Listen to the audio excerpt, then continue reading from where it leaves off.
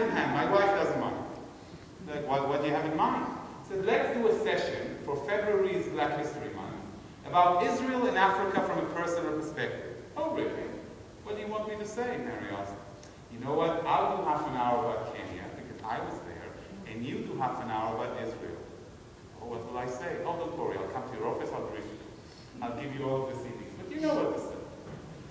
That speaking engagement was co-sponsored not only by Israel Studies and Hillel and the pro-Israel organs, but by the Black Students Union.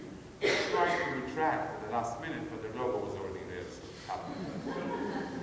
And we came there, and I didn't see the usual faces. Not that I mind the usual faces, it's always good, but still, it's good to speak to new people. People who cared about Africa, and during Black History Month wanted to get something new that they will not see on TV.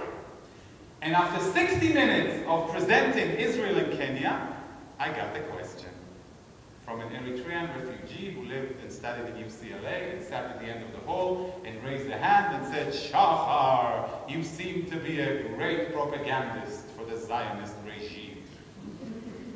But don't come here and tell me all these lovely stories about Israel when the entire issue of aid is World Trade Organization's schemes to force Africa to buy Israeli goods, or international goods for that matter. So I puts him on the spot. What a tough question he gave me. So I look at him, I do my favorite thing, I smile, and I tell him, thank you for your sincerity, because you could have left the hall tonight without asking that question. And let me answer you. I told him as follows, I stand before you, and I do not represent USA, nor do I represent the British Aid Agency, nor am I standing here on behalf of the Australian nation. I stand here on behalf of a small country called Israel. And when yours truly was sitting in the embassy in Nairobi and received a phone call from the nurse in Western Kenya in Kisumu, who asked me, Shahar, can we get somebody here, an expert on HIV/AIDS, to handle a course for 60 people?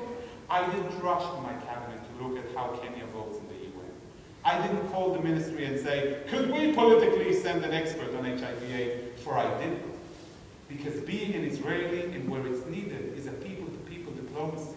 The kind of diplomacy that's not there for a week from now, it's not there for the coming September when the Palestinians intend to declare a state, it's there for 20 years from now, for 30 years from now, for 40 years from now.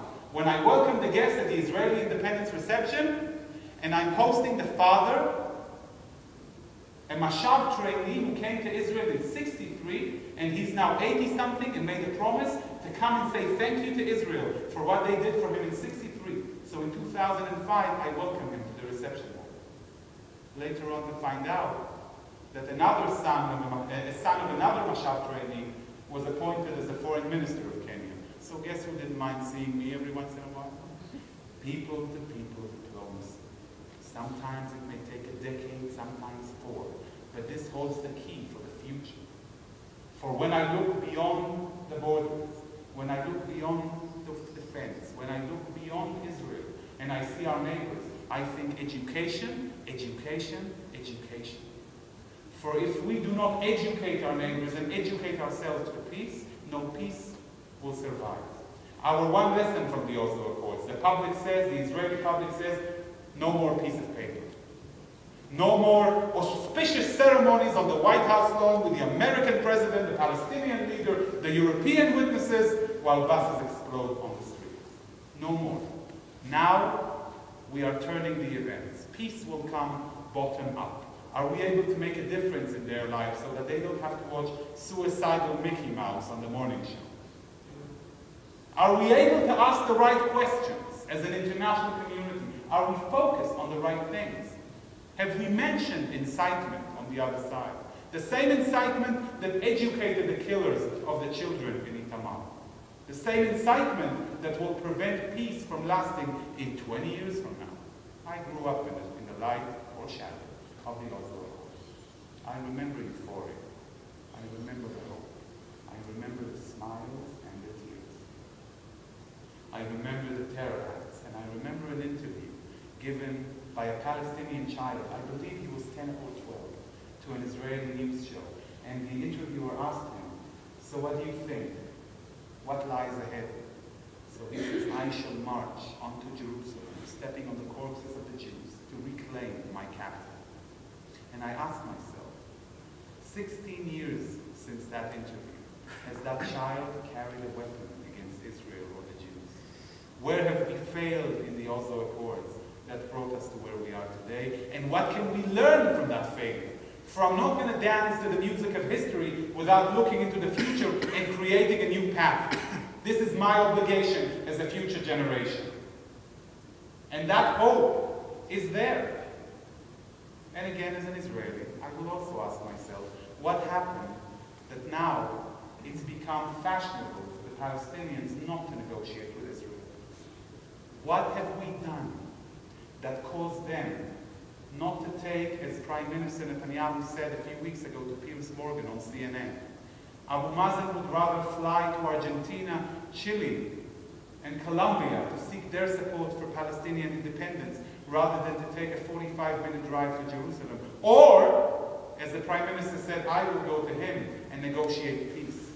Have we, as an international community, come forth to insist on the resumption of the negotiations, or have we created a reality in which it's very convenient to wait for more pressure is mounting on Israel to make concessions? And you know, as time goes by, nobody wins. Things will only get worse and worse. Education will continue to worsen, and the prospects of peace will diminish. Yet we will never lose hope as Israel, but we have to ask ourselves this question. I want to end my quick introduction with a story. A story that I saw an hour before I came here. Somebody sent it to me by email. A story that made me cry. Apparently there's an American show, which I don't know. What would you do if? And that show was played in Israel.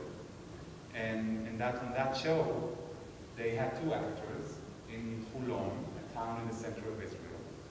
One of the actors was a seller at a gas station. He was selling, coffee, pastries, the usual. And the other actor was an Arab actress who came with her traditional dress and makes her way into the store and wants to buy a cup of coffee. But the seller drives her away and says, I'm not selling you anything because you're an Arab.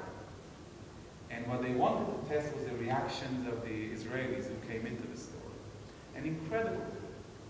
And in one of those, one lady makes her way to the entrance, and she stands by the counter, and the seller starts, I'm not selling you, you're Arab, go away.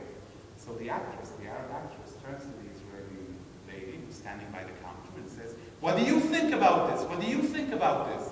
So she says, I don't know, he's the owner of the business, I can't tell him what to think. So then the owner of the business turns to the Israeli and says, come on, feel free to say what you think. I'm not letting her have coffee. Look at her dress. She's a suicide bomber. He was just handing the Israeli lady her pastry and coffee. So the lady lifts her eyes, grabs the coffee and pastry, and hands it to the Arab, and says, shame on you.